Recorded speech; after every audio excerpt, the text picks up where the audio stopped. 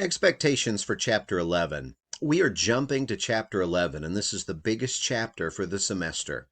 As there has been for every chapter, there will be some reading questions and a short quiz dealing with the Chapter 11 reading.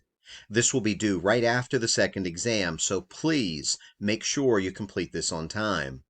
In addition to the articles, please pay special attention to the links to videos created by yours truly in this module.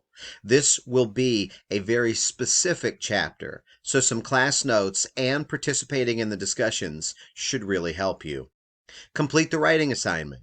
We have spoken about the Congress in virtually every chapter this semester, and the Congress chapter will provide the most detail. For this writing assignment, I want you to write a strong page explaining what power or characteristic you would most want to change about the Congress with a strong explanation of why. And lastly, your second exam will fall within this module. I will again provide some sort of review, and I will also give more specifics about the format of the exam when we discover how the pandemic has impacted fall classes. Good luck, and please reach out if you have any questions.